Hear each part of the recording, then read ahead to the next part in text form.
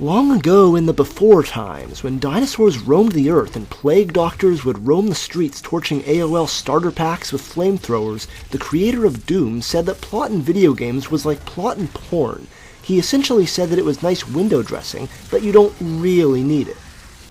2 decades after the original Doom games helped define one of the most popular gaming genres of all time, the hellblazingly psycho-awesome 2016 continuation of his own series got hard to work at proving him wrong. Let's dive into the ways Doom 2016 wields its narrative. Let's break down one thing right out of the gate. Doom is not and will never be Mass Effect, structurally speaking.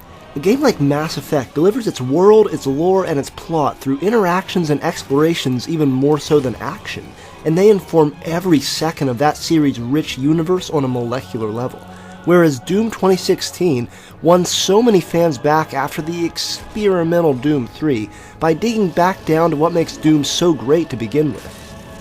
From start to finish, Doom 2016 is a brutal knockdown, drag-out mosh pit of blood and guts and dismembered limbs and entrails and shattered rib cages. And in what few breaks in the action do exist, you get the sense that the Doom Slayer is becoming palpably impatient, and the game is quick enough to send you back on your way.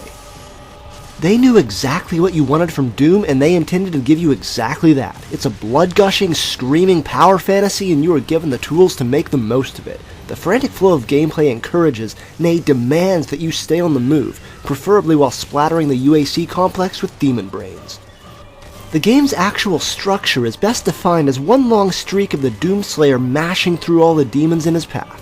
You're zipping back and forth between Mars and Hell, so it's not literally a straight line, but you're essentially going from one slaying ground to another. That is the Doomslayer's character arc, and that's what we want from him.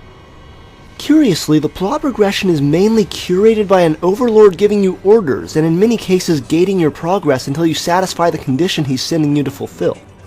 You as the Doomslayer, a silent protagonist who generally lets the spinal cords and pulped entrails he leaves in his wake do the talking for him, have no means of refusing the orders you're given, so it's essentially the kind of narrative structure that the original BioShock spent most of its playtime subverting.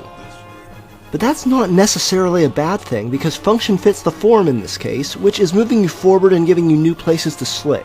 You spend most of the game on the metaphorical heels of Olivia Pierce, the rogue scientist who set in motion the hell wave that started all this.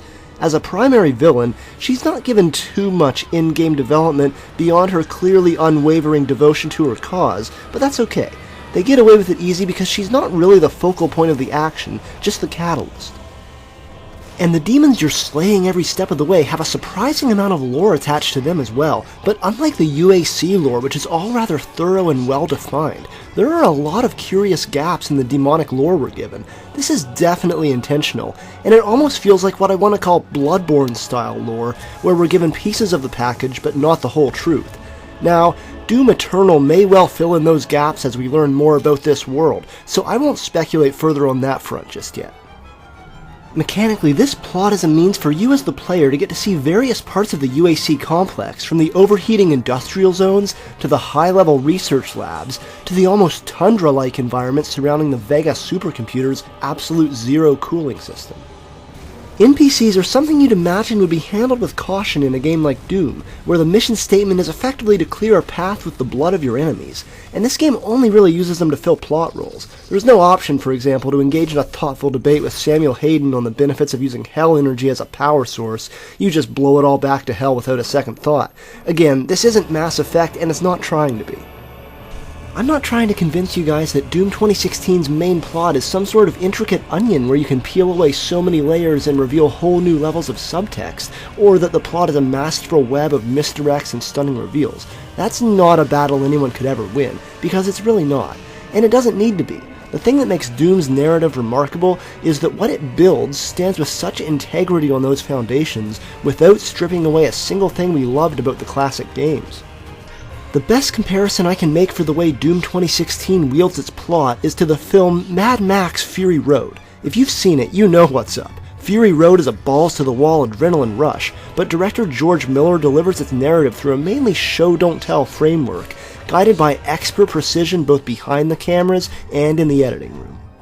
In Doom, there are a couple moments where the action does grind to a halt so a character, namely Samuel Hayden, can break it down for you. The Doomslayer just wants to get back to slaying, but structurally these moments exist for you, the player, to be able to take stock of things and get in a breather as well.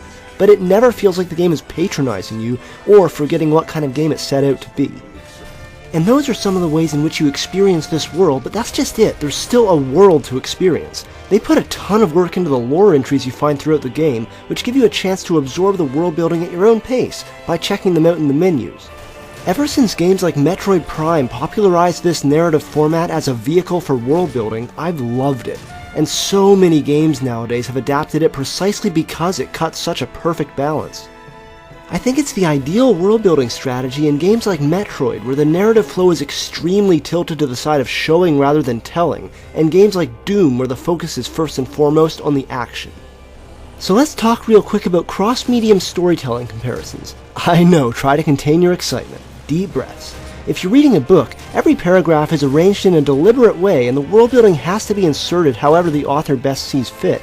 And if you're watching a movie, the filmmakers have the luxury of being able to insert details into the environment rather than explicitly drawing attention to them. But one thing that makes games unique as an entertainment medium is that they're not static experiences. What gives you the most fun experience might not be how the next player chooses to enjoy the same game. You might like running through it at your own pace, and the next person might be grinding out speedruns on Twitch to smash that PB and get a world record, and that goes for the plot and lore as well. So with both Metroid Prime and Doom 2016, you collect the lore as you progress, and you can go read it at any time. Maybe you'd need to wind down after just scraping by a crazy fight, or maybe something about the world and the interdimensional bloodmongers in it just has you curious.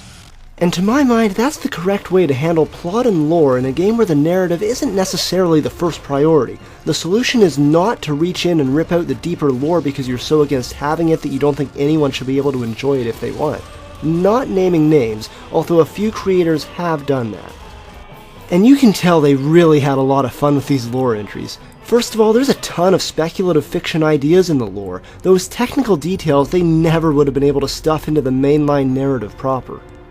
And speaking just quickly as both a sci-fi fan and novelist, this stuff is catnip for me. Like I said, you can't go this deep in a novel either without tanking the pacing. So games like this and Metroid Prime have really landed on the ideal format for dealing with this kind of deep lore.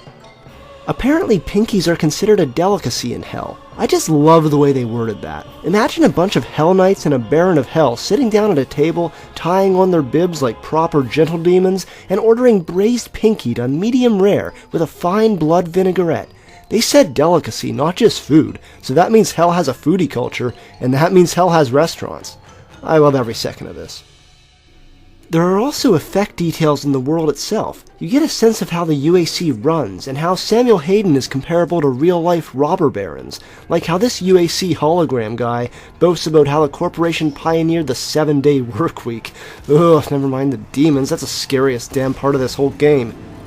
And again, you can either stick around to absorb these details, or just yeet past everything on your way to the next demon horde. This user-choice narrative style fits the ethos of this game perfectly.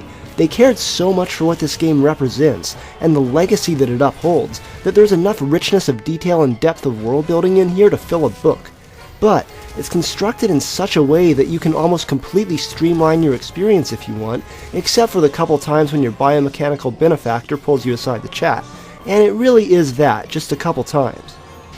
So to bring it back to the point I was getting at the start, was John Romero right, at least in the arena of games like this? Or does Doom 2016 prove that world building and storytelling are crucial components even when they're not the main focus?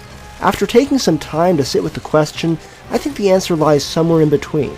Because even though it's not the main reason why we're playing, I really believe that this game would lose something significant if you took away the characters and the world building. Just as their presence enriches the experience, the game would be poorer for its loss. But even if you burned the game in a crucible and took away everything except for the most basic structure, it would still be fun. After all, for all the praise I've heaped on Doom's world building, this game is first and foremost about pulping demons, as it should be, but they managed to celebrate the Doomslayer's return with a cake that we can have and eat it too.